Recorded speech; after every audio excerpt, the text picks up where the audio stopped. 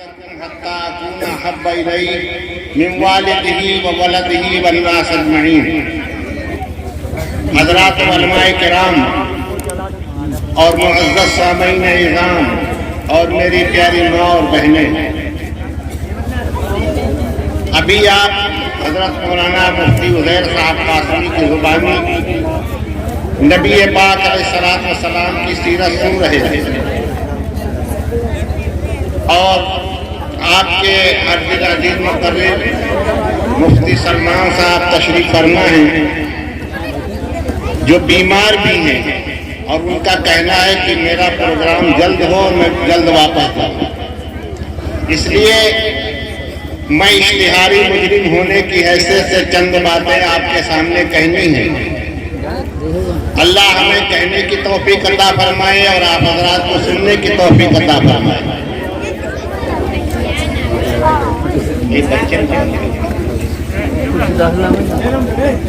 یہ جلسہ جلسہ سیرت النبی صلی اللہ علیہ وسلم کے نام سے ہے.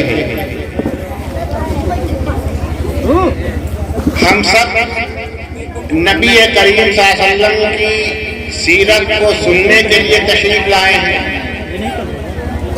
پچھلا گزرا ہوا مہینہ ربیع الاول کا وہ نبی کریم صلی اللہ علیہ وسلم کی سیرت کے نام سے ہر گاؤں کے اندر، ہر قریے کے اندر، ہر شہر کے اندر پروگرام کیا جاتا ہے، روشنی لگائی جاتی ہے، کہیں پر نعرے لگائے جاتے ہیں. لیکن دوستو، حقیقت یہ ہے کہ ہم نے سیرت کے سبق کو نہیں پڑھا.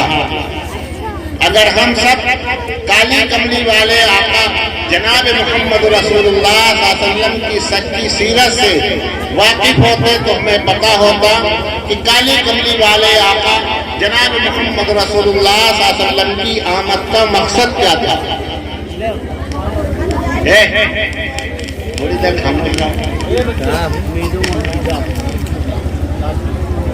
میں نے قرآن مقدس کی ایک آیت پڑھی ہے. اللہ رب العزت ارشاد فرماتے ہیں کہ ہم نے آپ کو رحمت للعالمین بنا کر کے بھیجا. آپ رحمت ہیں انسانوں کے لیے، آپ رحمت ہیں مومن کے لیے، آپ رحمت ہیں غیر مومن کے لیے. غرضے کی 18,000 مخلوق اللہ نے دنیا کے اندر پیدا کی ہے، سب کے لیے رحمت ہے. اگر آپ نبی کریم صلی اللہ علیہ وسلم کے اخلاق کریمانہ جانوروں سے لیے جائیں تو آپ کو معلوم ہے کہ کالی کملی والے آقا جناب محمد رسول اللہ صلی اللہ علیہ وسلم کے اشارے کے اوپر درخت بھی اپنی جگہ سے ہل جاتا تھا. حدیث کے اندر آتا ہے کہ ایک مرتبہ نبی کریم صلی اللہ علیہ وسلم تشریف لیے جا رہے تھے. پرندوں کا ایک پرندہ آیا، چھوٹی سی چڑیا جس کو ہم اپنی زبان میں گرگریا بولتے ہیں. نبی کریم صلی اللہ علیہ وسلم کے سر کے اوپر بٹھانے لگی. آپ صلی اللہ علیہ وسلم رحمت للعالمین نے سمجھ گئے یہ پرندہ مجھ سے کیا کہہ رہا ہے. حدیث کے اندر آتا ہے کہ نبی کریم صلی اللہ علیہ وسلم نے اس پرندے کی بات کو سنا اور سمجھ گئے اور لوگوں کو بلایا اور کہا یہ بتاؤ کس بچے نے اس پرندے کے بچے کو اپنے گھونسلے سے اس کے گھونسلے سے اٹھایا ہے. کالی کملی والے آقا جناب محمد رسول اللہ صلی اللہ علیہ وسلم نے فرمایا اس پرندے نے مجھ سے شکایت کی ہے کہ میرے بچوں کو میرے گھونسلے سے اٹھا لیا اور وہ بچہ بھوک کی وجہ سے تڑپ رہا ہوگا. اگر اس بچے کو میرے حوالے کر دیا جائے تو ہم اپنی چونچ سے دانا اور پانی وہاں تک پہنچا دیں. کالی کملی والے آقا جناب محمد رسول اللہ صلی اللہ علیہ وسلم کے اس اعلان کو، اس فرمان کو سن کر کے بچے نے کہا کہ اے اللہ کے رسول، ہم نے پرندے کے بچوں کو اس کے گھونسلے سے اٹھایا ہے. کالی کملی والے آقا جناب محمد رسول اللہ صلی اللہ علیہ وسلم نے فرمایا کہ اس کے بچوں کو اس کو گھونسلے تک پہنچا دو. اسی طریقے سے آپ نے سنا ہوگا علماء کی زبانی، ایک ہرنی جانور جنگل کے اندر رہنے والی ہے. اس کو کسی نے قید کر لیا، شکار کر لیا. اور شکار کرنے کے بعد اس ہرنی نے کالی کملی والے آقا جناب محمد رسول اللہ صلی اللہ علیہ وسلم کے سامنے پہنچی اور سر کو جھکا دیا اور اس نے شکایت کی کہ اللہ کے رسول آپ رحمت للعالمین ہیں، آپ کی امت میں سے کسی نے مجھے قید کر لیا ہے، آپ مجھے آزاد کروا دیں اور آزاد کرنے کے بعد میں اپنے ان چھوٹے چھوٹے بچوں کو دودھ پلا کر کے واپس ہو جاؤں۔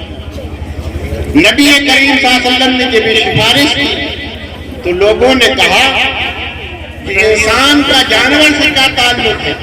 مختصراً یہ ہے کہ کالی کملی والے آقا جناب محمد رسول اللہ صلی اللہ علیہ وسلم نے اس ہرنی کی سفارش کی اور اپنی سفارش کی وجہ سے اس ہرنی کو آزاد کرایا۔ آزاد کرانے کے بعد وہ ہرنی چھلانگ لگاتی ہوئی اپنے بچوں تک پہنچی اور دودھ پلانے کے بعد پھر واپس آئی۔ حدیث کے اندر آیا ہے کہ کالی کملی والے آقا جناب محمد رسول اللہ صلی اللہ علیہ وسلم نے جس ہرنی کی ضمانت دی تھی اتنی تیز واپس آ رہی کہ گرد غبار اڑ رہا ہے۔ کالی کملی والے آقا جناب محمد رسول اللہ صلی اللہ علیہ وسلم سمجھ گئے یہ وہی ہرنی ہے جو اپنے وعدے کے مطابق واپس آ رہی ہے۔ اس نے جب وہ واپس آئی تو کالی کملی والے آقا جناب محمد رسول اللہ صلی اللہ علیہ وسلم نے وہ شکاریوں سے کہا دیکھو یہ ہرنی جانور ہے، یہ میری بات کو ماننے کے بعد اپنے وعدے کے مطابق واپس آ گئی۔ چنانچہ نبی کریم صلی اللہ علیہ وسلم کے فرمان کے اعتبار سے آپ کی بات کے اندر اتنا اثر ہوا کہ اس ہرنی کو شکاری نے آزاد کر دیا۔ حدیث کے اندر آتا ہے کہ ہرنی کو آزاد کیا گیا تو کالی کملی والے آقا جناب محمد رسول اللہ صلی اللہ علیہ وسلم کو مڑ مڑ کر دیکھ رہی اور اپنے سفر کو طے کر رہی۔ تو کہنے کا مقصد یہ ہے کہ ہم سب کالی کملی والے آقا جناب محمد رسول اللہ صلی اللہ علیہ وسلم کے امتی ہیں۔ ہمیں کیا کرنا چاہیے؟ کالی کملی والے آقا جناب محمد رسول اللہ صلی اللہ علیہ وسلم کی بعثت کا مقصد کیا تھا؟ بعثت کا مقصد یہ تھا کہ دنیا سے گمراہی کر دیں۔ ابھی آپ نے حضرت عبداللہ ابن عباس کا واقعہ جو حضرت مفتی صاحب نے بڑی تفصیل سے بڑی وضاحت سے اپنی اور ہماری زبان میں بیان فرمایا۔ عمر فاروق امیر المومنین ہیں جن کے نام سے شیطان ان کی زندگی میں ڈرتا تھا اور آج بھی حضرت عمر رضی اللہ تعالیٰ عنہ کے نام سے شیطان بھاگتا ہے گلیوں کے اندر۔ کتابوں کے اندر لکھتا ہے اگر کوئی آدمی خواب کا زیادہ آدمی اور خواب کے اندر اسے ناپاکی ہوتی ہے تو اپنے سینے کے اوپر اگر یا عمر لکھ لے تو خواب کے اندر شیطان آج بھی ان کے نام سے اتنا ڈرتا ہے کہ قریب نہیں آئے گا۔ لیکن امیر المومنین حضرت عمر فاروق رضی اللہ تعالیٰ عنہ نے حضرت عبداللہ ابن عباس کے پرنالے کو کس طریقے سے سمیٹا۔ آج دوستو ہم سب کالی کملی والے آقا جناب محمد رسول اللہ صلی اللہ علیہ وسلم کے امتی ہیں۔ یہ دین، یہ قرآن، یہ اسلام جو امت تک پہنچا ہے یہ بڑی قربانیوں کے بعد پہنچا ہے۔ اس قربانیوں کے اندر ہم نے اپنے آپ کو نہیں کھپایا، اپنے بچوں کو کبھی شہید نہیں کیا، لیکن صحابہ کرام رضوان اللہ تعالیٰ علیہم نے اپنے بچوں کو یتیم کر دیا، اپنی بیویوں کو بیوہ کر دیا، گھر سے بے گھر ہو گئے، چادر کا پھندا لگایا گیا، لیکن کالی کملی والے آقا نے اس دین کو امت تک پہنچایا۔ آپ نے واقعات کے سنا ہوگا کہ ہماری ماؤں نے آج دین کے شعبے میں جو زندگی گزار رہی ہیں ان کی قربانیاں کتنی رہی۔ اس دین کے لیے، اس قرآن کے لیے سب سے پہلے اگر کسی نے عورتوں میں قربانی دی ہے تو حضرت سمیہ نے شہادت کا جام دیا ہے۔ حضرت موسیٰ علیہ السلام کے زمانے کے اندر ایک بشاطہ نامی عورت تھی۔ وہ بشاطہ نامی عورت کا کام یہ تھا کہ فرعون کے دربار میں حاضر ہو کر کے خدمت کیا کرتی تھی، بادشاہ کے حکم کے مطابق اپنی زندگی گزارتی تھی، بادشاہ جو عمل اور جو حکم دیا کرتے تھے اس کو پورا کرتے تھے۔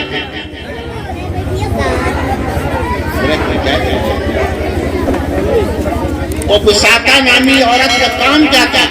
کام یہ تھا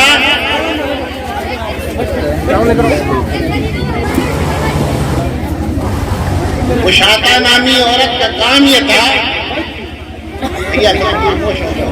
کوئی کتاب نہیں لے، جب تک خاموش رہے گا تو اللہ ذہن میں ڈالی۔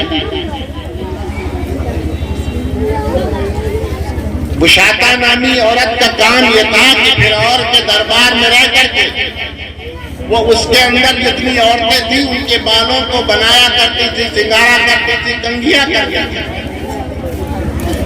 ایک مرتبہ بشاکا نامی عورت فرعون کی بڑی بیٹی کے بالوں کو بنا سنگار رہی تھی، کنگھی کر رہی تھی۔ اتفاق سے یہ ہوا کہ اس کے ہاتھ سے کنگھی گر گئی، اس کی زبان سے نکلا یا رب موسیٰ۔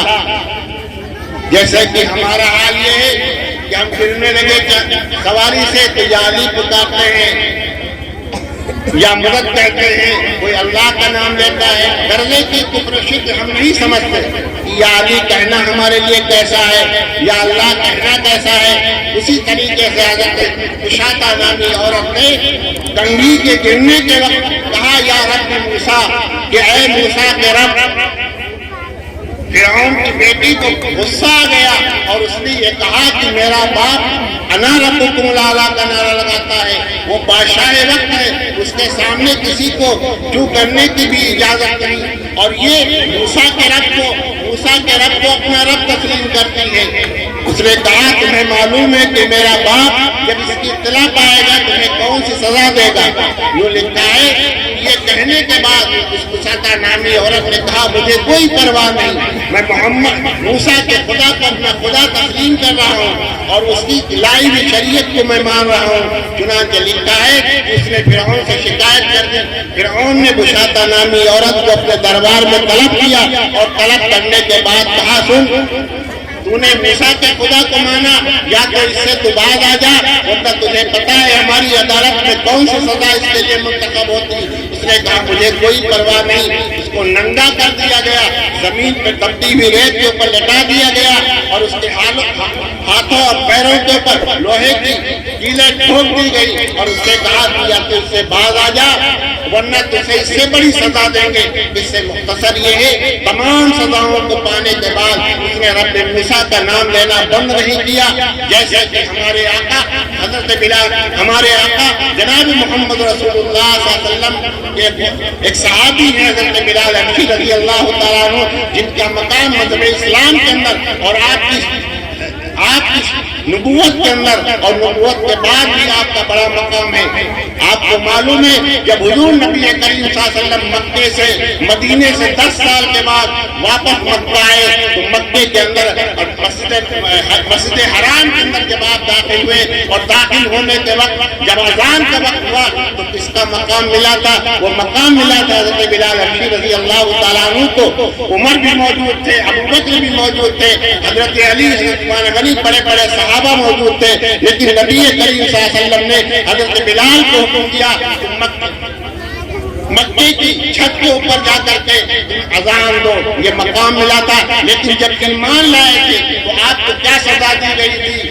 آپ کی زبان سے یہی نکلتا تھا احد احد، اللہ ایک ہے، اللہ کے علاوہ دوسرا کوئی نہیں۔ اسی طریقے سے بشاکا نامی کو تمام طریقے کی سزائیں دی، یہاں تک کہ اس کا ایک دودھ پیتا ہوا بچہ لایا گیا، اس کے سینے کے اوپر لٹایا گیا، اس کو بھی قتل کر دیا، لیکن بشاکا اپنے ایمان سے نہ پھری۔ تو میرے محترم دوستو، ہم سب کالی کملی والے آقا جناب محمد رسول اللہ صلی اللہ علیہ وسلم کے امتی ہیں۔ آج دنیا کے اندر کوئی شہر اور کوئی گاؤں، کوئی دریا نہیں جہاں پر نبی کے نام کا جشن نہ منایا جاتا ہو، لیکن اگر دوستو گھر کے اندر رہ کر کے جتنے بھی افراد ہیں اپنے ایمان کا محاسبہ کریں اور جائزہ لیں تو پتہ چلے گا ہماری زندگی نبی کی سیرت کے مطابق گزر رہی ہے، نبی کی سیرت کے خلاف زندگی گزر رہی ہے۔ اگر نبی کی سیرت اور نبی کی تعلیمات ہمارے اندر نہیں تو ہماری یہ زندگی دنیا کے اندر بھی برباد ہے اور آخرت کے اندر برباد ہوگی۔ ورنہ دوستو ایسے حالات ہیں، ان حالات سے نپٹنے کے لیے اپنے آقا